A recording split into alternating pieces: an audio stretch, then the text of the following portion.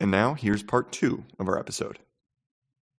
Gonna have to give you some points for Supermodel. That was you said something about it's supposed to be pretty, but something is off. Mm-hmm.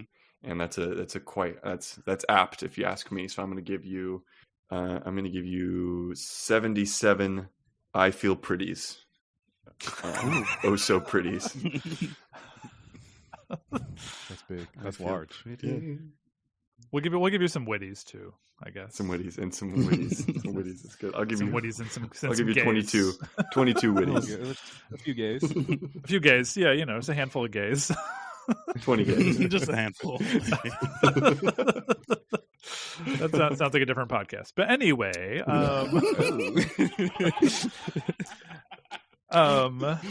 yeah, I mean that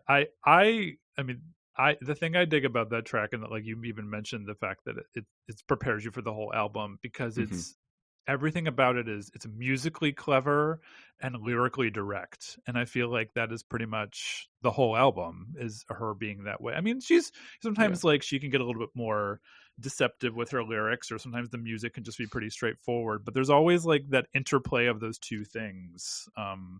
It's never just direct and direct, or like a little more esoteric, I guess.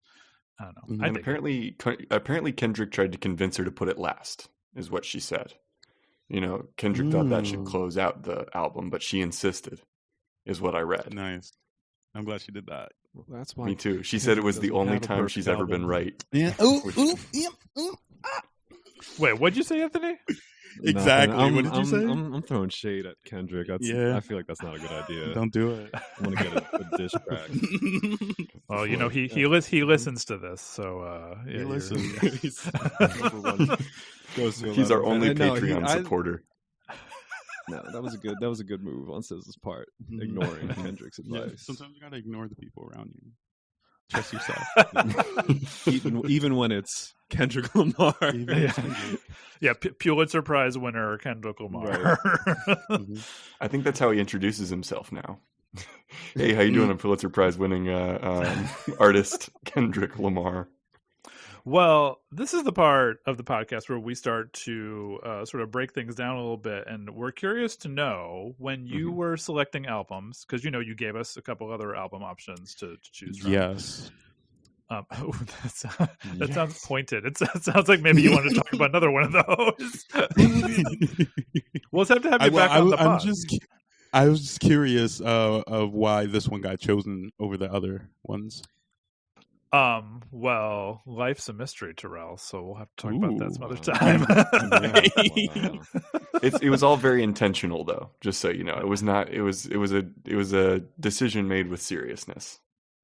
Mm-hmm. Well, part of it is also too because like we mentioned to you before, that someone else did put this album on their list, and so whenever we have an album that pops up, when we ask people for their lists and we get multiple albums, like multiple people choose one, then we figure, well, someone's got to talk about that one. So, right. So that happened with multiple. That's part of it. That happened with multiple artists this season thus far. Is like we've had a lot of repeats on lists. Well, it also just means that when we bring other people on, we want to bring some stuff we've never heard of too, because clearly our circles we all have we have a lot of overlapping circles of musical taste. Yeah. It's also part of why we put we're just no Radiohead this season, because we could talk about them forever. So yeah. And now we've mentioned it. We've mentioned them in this episode. We drop their name every single episode, so we've accomplished that. Tom, but John, what if you're listening, love you guys. But what were your standards for choosing albums? What were, when you came up with the list? What is a perfect album for you? A perfect album for me is something. It's a few things. It's something that you can play, start to finish with no skips. It's an album with thought. So I think about, are the tracks transitioning? Are there skits? You know what I mean? Is there a concept? Is there a theme? Is there a story that gets completed in this album? And then just is the production on point? Like, is every track just like, top notch? Yeah. Yeah. No skips is a big one. Yeah. Because, it's not perfect if you can't Yeah, listen to if it I all the gotta way just through. even one track can mess up a great album that would otherwise be perfect. Yeah. You know. And you said this one's been on shuffle in more recent times for you too. So it sounds like that to you means the individual songs stand up on their own Yeah, when definitely. when you encounter them in the wild.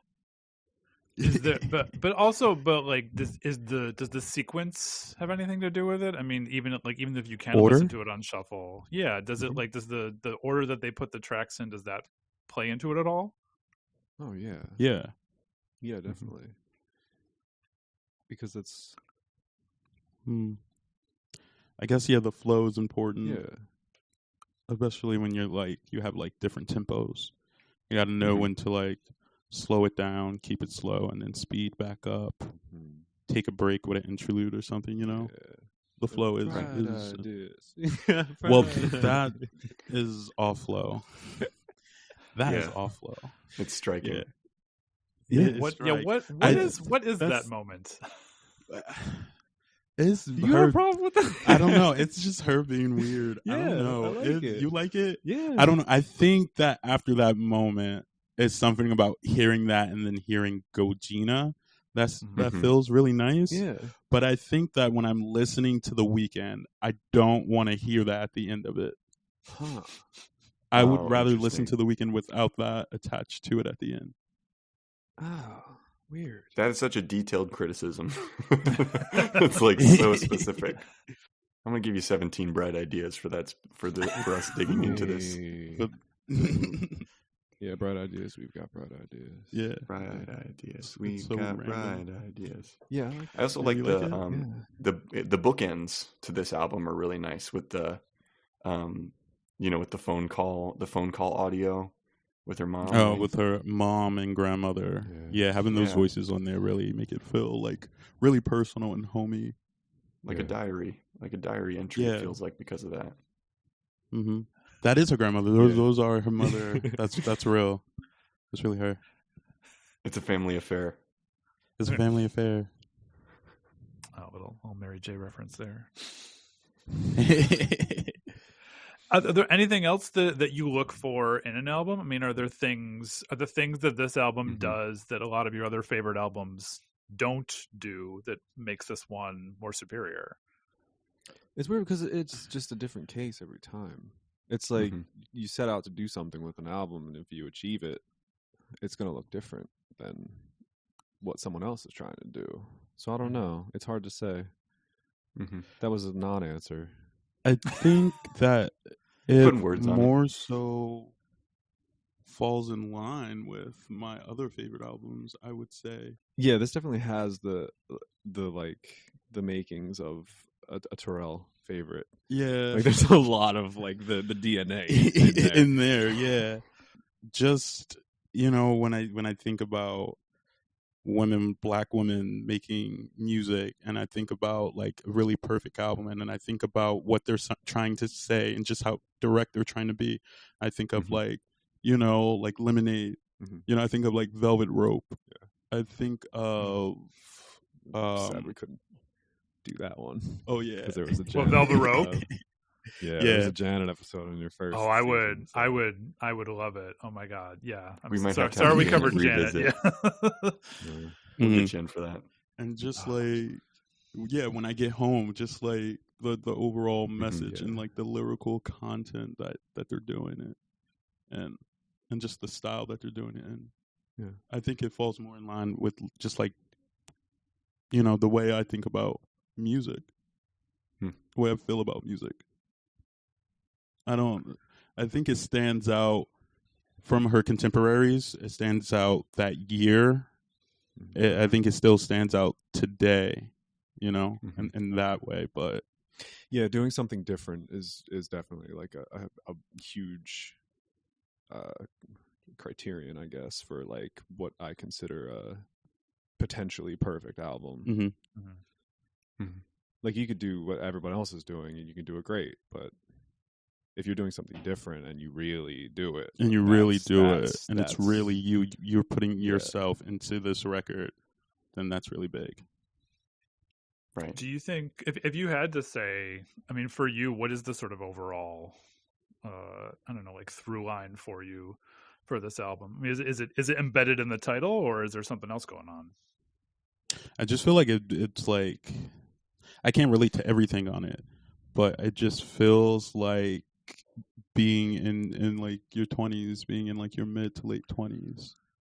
Yeah, like figuring things out, and I guess realizing that like you can't always have control over everything. Maybe. Yeah, it feels like like she wants something, but not really ready to like commit to it. You know what I mean? Or maybe even able to fully articulate it yet too, like what the thing is that she wants. Mm-hmm. I will be fascinated to hear what the next album is going to be, because I can't wait. Please. You know, TDE is a little, I don't know, but is she in a bad spot? You think?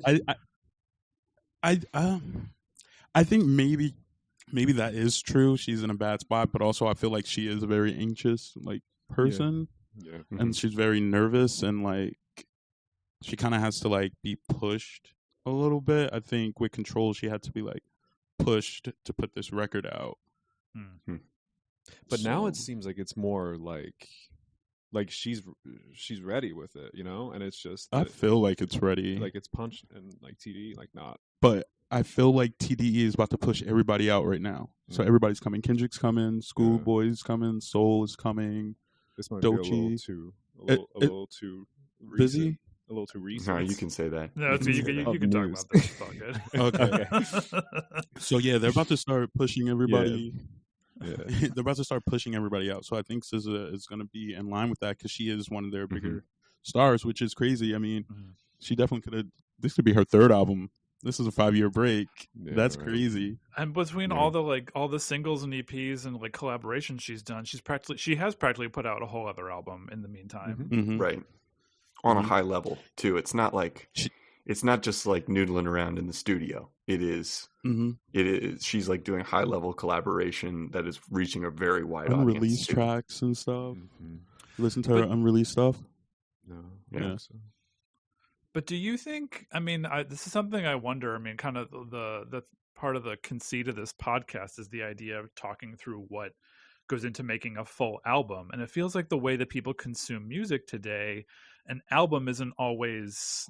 It's not the most desirable thing anymore. Like, is it smarter maybe to like release things as EPs and like these little like 1 or 2 shots here and there, or like is the album dying as an art form? The album is still very important, I would say. Yeah, well, to me at least. To me, yes, the album's very important. I would say lately though, singles are kind of really important. Yeah. If you are taking a break, putting out just a song here and there keeps you afloat for a little bit. And and like I guess in the zeitgeist, like in the conversation. But I also think that if you put out really good music, if you put out a really good album, that you create time and space for yourself to take a long break, because people are looking forward to it. They're looking forward to SZA, which is why Control to this day, she can still just tour off that or do like a Grey Goose live event off of like that album 4 years later, 4 or 5 years later. You know what I mean? Right. You can say the same thing for Frank too. Frank has kind of followed a similar trajectory in that, like claiming his freedom, claiming his time, and just knowing, because it sounds like there might be a similar anxiety for those two of once the thing is out, then there's no changing it. Like it's but that's not even the case anymore. I feel like Frank started it too, as far as just like putting out singles. He's been releasing like little, but like I mean, like you can put something up on streaming and then like update it.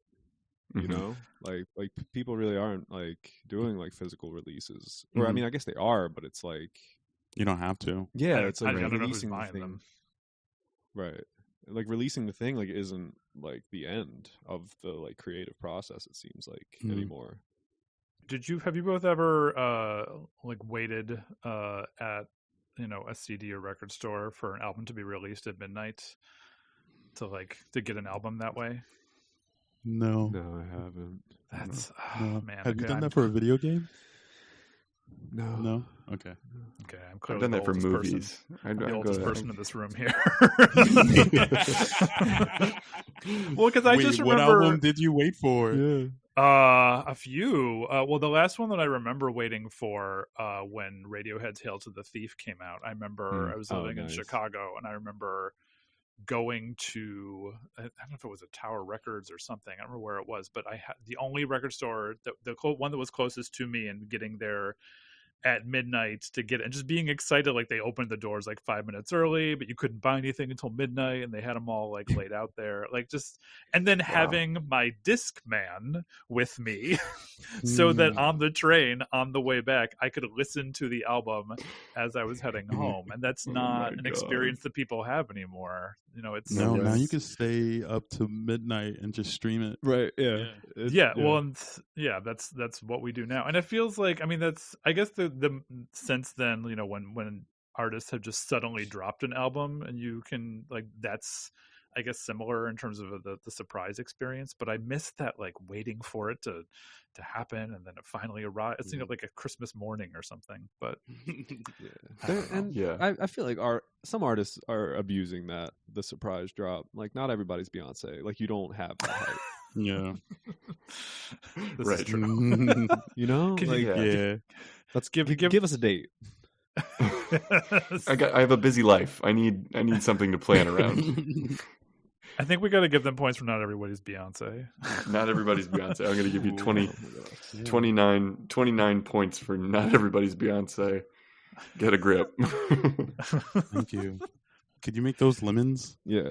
Oh, there we go. 29 lemons. I'll give you 29 lemons. I'll give you 33 lemons. Ooh, for the lemon for suggestion. the lemon suggestion, yeah. The lemon suggestion. Get a little boost because of that. That's cool. What was there another track you were thinking of telling us?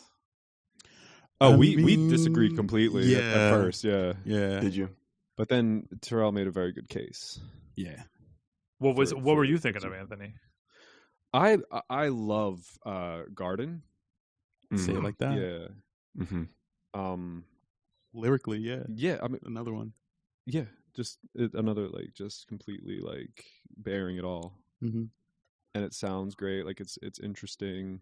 It's bubbly. It is. Yeah. And it's and like relatable, like and so relatable. Mm-hmm.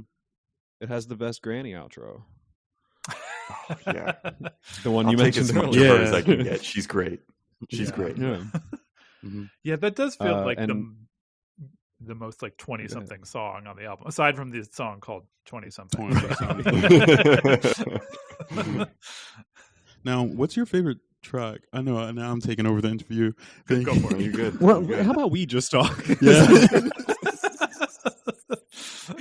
You guys are the show. You're the talent on this one.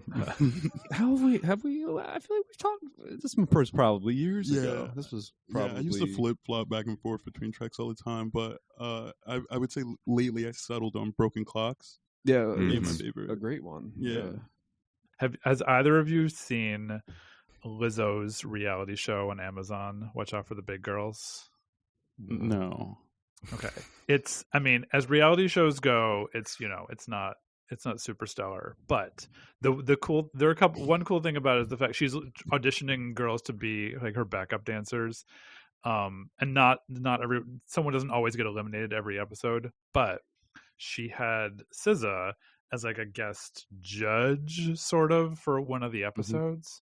Mm-hmm. And she I think was so high for the filming of the episode because she's like in her pajamas and like Lizzo's like sitting up in her chair, like paying attention to what's going on, and SZA is just like lounging on this like couch, and she goes to talk to the contestants, and she's just like, and you don't understand. You're just so beautiful. Like it's Yeah, We've And all it's- been there. she's big on shrooms. Yeah. Yeah, she's big on shrooms. I love that for her. Shrooms and meditation. I mean, it was so joyful. It was just like I just felt it was just I don't know, like Lizzo sitting there being sort of like, all right, like don't fly off the chair or anything like that. We still have a show to do here, but still, it was I don't know.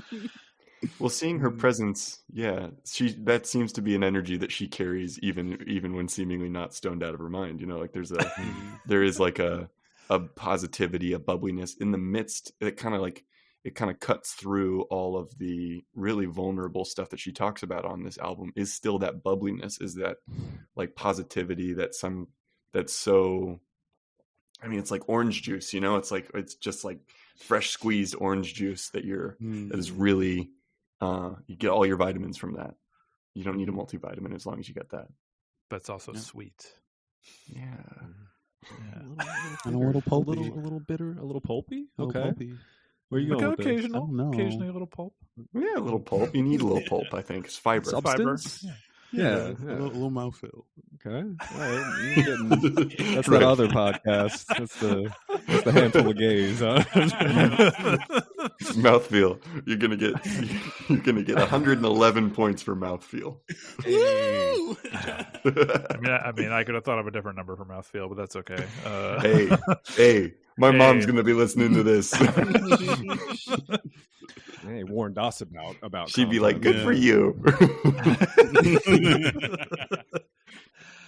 Well, we're nearing the end of our time here. So, what is there anything we haven't said about the album, or anything you want to fully make your case before we look at the scoreboard and see how many lemons you've racked up here?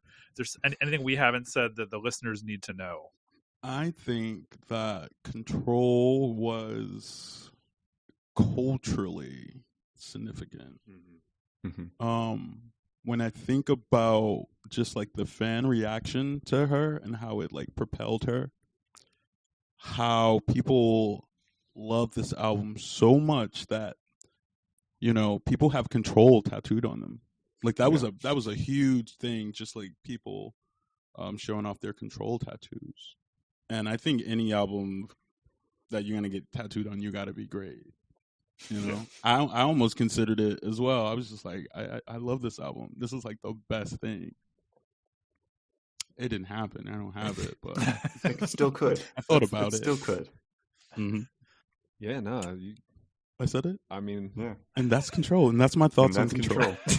And that's Control. Listen, that's a strong case in cultural significance. I mean, that's the really we all decide the perfection of these things, don't we? Through our love and like participation in it. So I couldn't have said it better myself.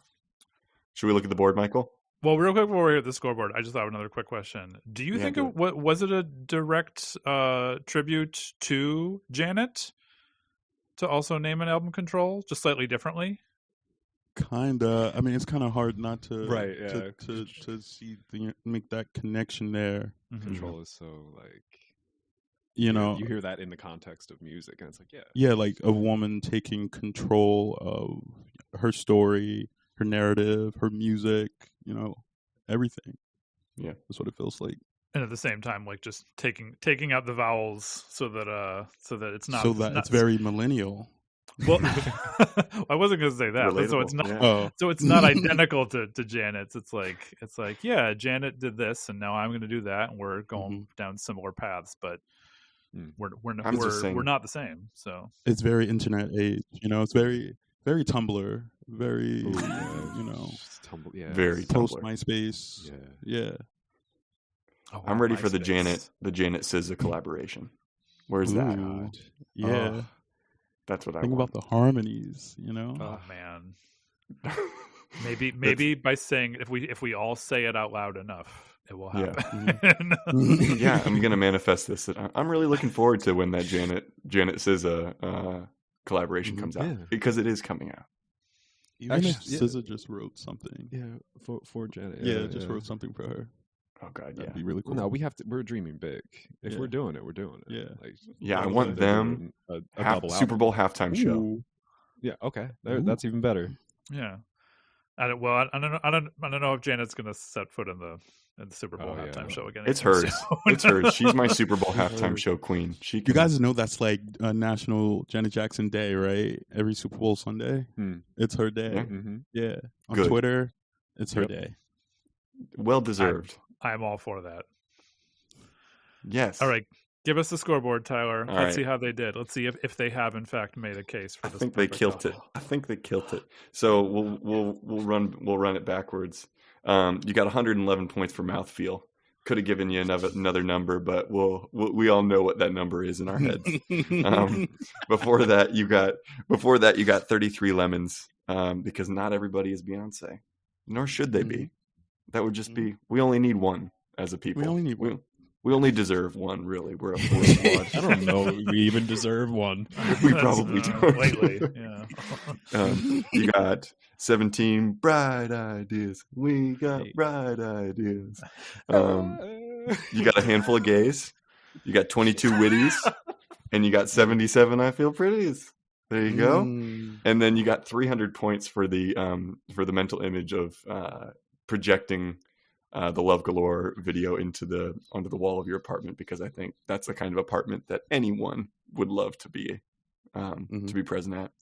And then you gave Michael 10 out of 10 dubs for his 60-second recap. So I think all in all, pretty strong board.